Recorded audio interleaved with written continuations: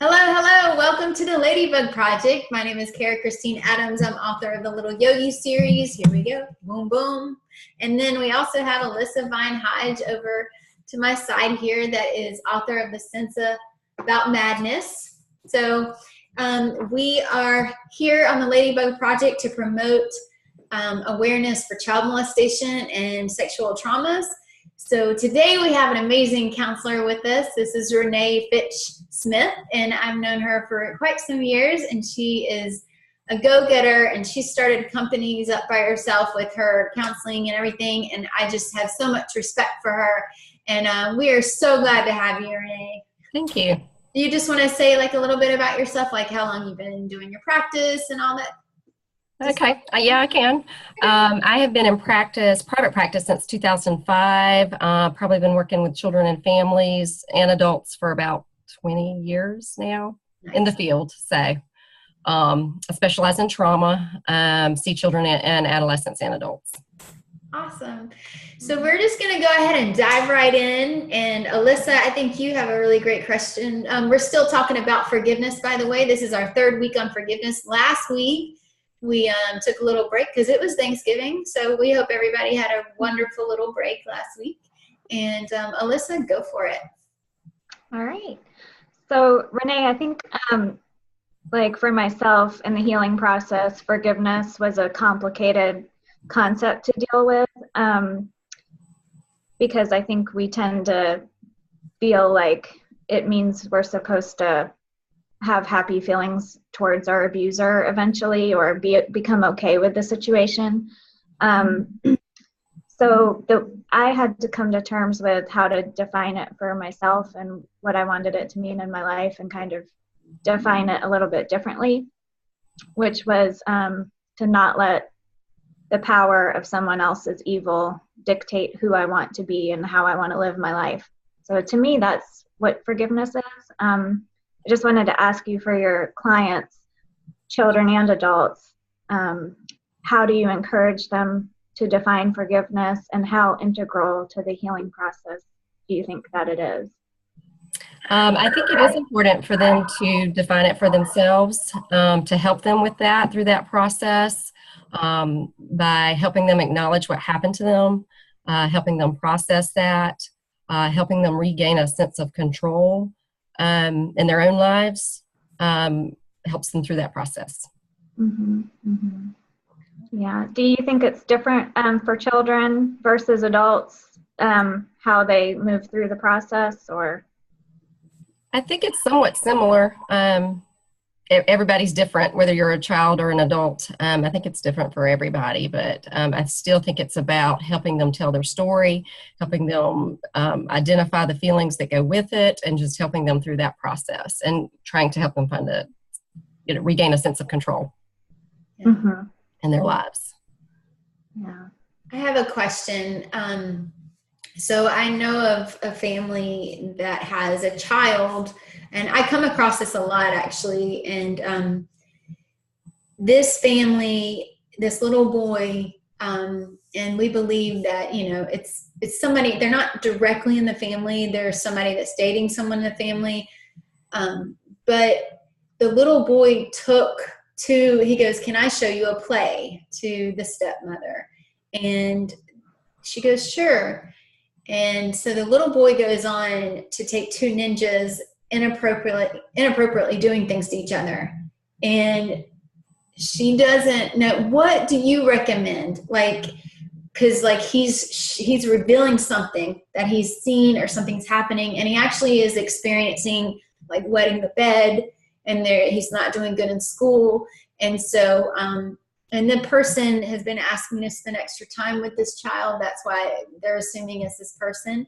And so I just want to say, if someone comes across something like that, what do you recommend right away? Because the child was in counseling, but a family member took him out of the counseling. So what would you recommend, like when you hear something like that happen? I think that would definitely be an indicator that child probably does need to re-enter counseling. It's not a bad thing they're playing that out. That's kind of how they cope. That's how they process things. That's how they heal, is by playing their feelings out, playing what's happened to them out. So that's actually a positive thing. Yes. But the parent just may need some help with that and having a safe place to do that, which would be in counseling. And then making sure that if that's something new that's come up, that it's been reported, if it hasn't been reported before too. So, but definitely in the healing process, I think that's important. Yeah. Play is very important for children in the healing process. Do you feel like when children start to show like acts like that, and I mean, that's how they feel like they're communicating. They don't know how to say what's going on for them, but they're showing through something else what can be happening. Do you agree with that, or is it just different for every kid? Like you said earlier, it's different for everybody. I completely agree with that. That's how they heal. That's how they communicate, because they don't really have the ability like we do as adults to necessarily communicate that. So it is a form of communication. Yeah. Mm-hmm. I have one more question, and then Alyssa, if you want to ask anything. I've heard like from adults, so I was talking with someone, I've just been saturated in it. I believe it feels like every person, this is why I launched the Ladybug Project, because I feel like so many people I come in contact with have experienced this type of trauma. And so it's like like literally every day it feels like I'm saturated in it. I'm always meeting someone or talking to someone and encouraging them to go to counseling and things like that. But I was working with someone that actually works with a lot of adults that have been traumatized sexually, whether from childhood or later on in their life. And this person was saying that she works with a lot of people that it's like they never progress. It's like they stay trapped in like a 5-year-old or 10-year-old mindset. Is that I guess my question would be, have you experienced or known anyone, or you don't have to say known anyone, but from your professional point of view, when people regress maybe and to act out more childlike, is that sometimes, can that be common for somebody that experienced a sexual trauma or some type of trauma in their childhood? They don't move on to adulthood, and it makes it more challenging for them and they're not healing, and they don't know how to heal. So they stay there, or do you know what I'm saying? Or I know what you're saying. I think maybe there could be some unresolved things there. Maybe they're not, they need some more healing, so to speak. I don't know that it's necessarily they're stuck there. It just maybe they re-experience those symptoms. They can kind of arise again, I guess. When you've had a trauma like that happen, you may have a period of healing, but may regress. But I think that's normal. I don't think they're necessarily stuck. I just think that maybe there's still some things to address or deal with. Yeah. If that makes any sense.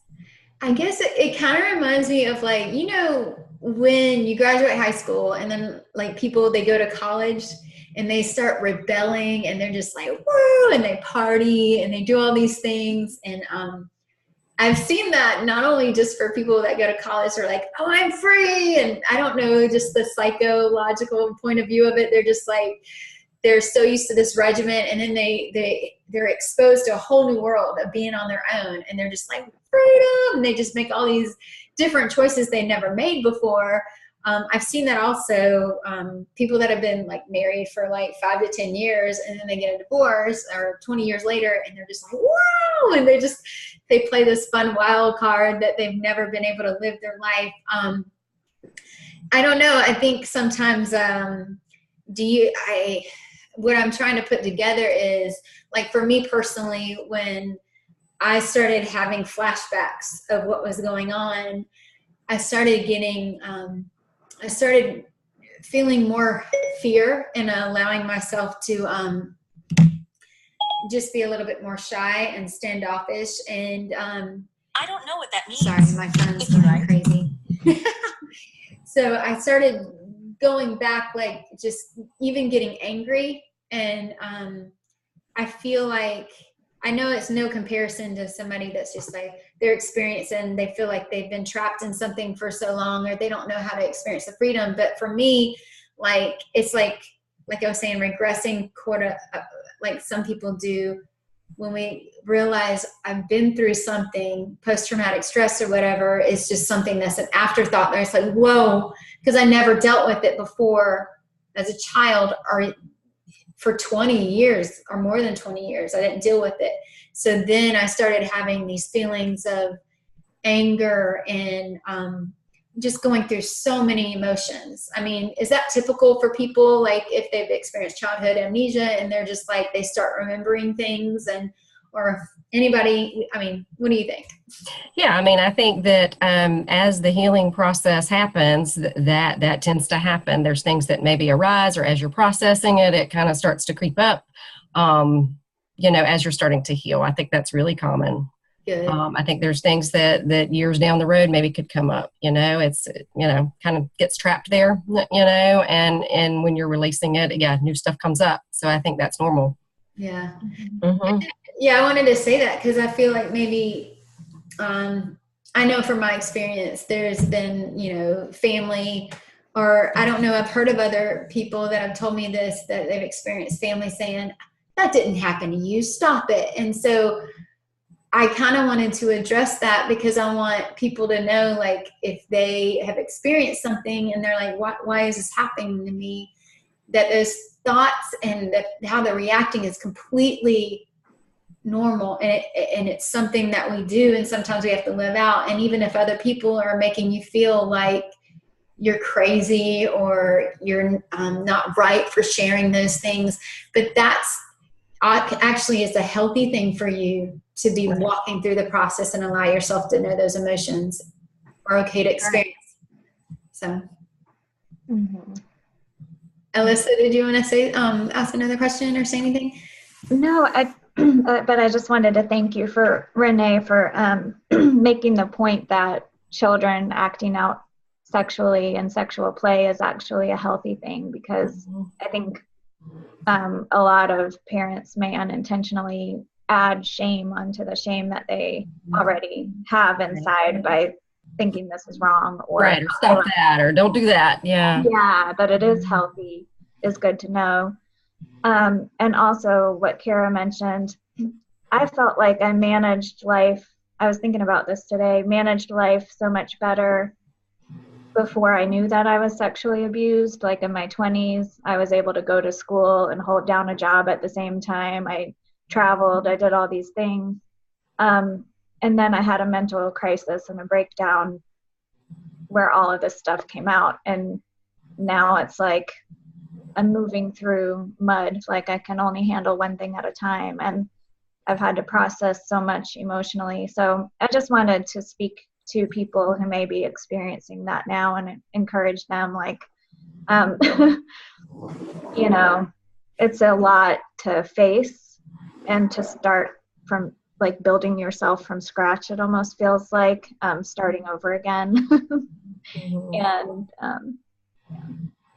that's why it's amazing to have professionals like Renee, who, you've studied for so long, and it's your heart's passion is to see people walk in a freedom, I'm sure, of not living in a trauma that, because I know personally I allowed my trauma in my past to affect my life, and but being able to talk to someone like you that has, the training, and that, you really do care about your clientele, and that's evident, and that's really awesome. And so I think Alyssa agrees with me. We always encourage people to get help and help doesn't mean like you're crazy. It doesn't mean like what people can label you as or give you a hashtag. It means that you can love yourself enough to take care of yourself. And there's so many ways to take care of yourself besides just physically working out or eating right. Mentally, be able to talk with people, your friends, and then talk with professionals. That's a healthy thing. That's a healthy balance in life. So thank you so much, Renee. Do you want to add anything else before we wrap it up? Or? I don't think so. Okay. You've been wonderful. We appreciate you joining us. Thank you. Maybe come back. Nice to meet you. Nice to meet you. All right. I'm just going to go ahead and end the recording, but everybody be blessed. Namaste. Thanks for joining us, and we'll see you next week.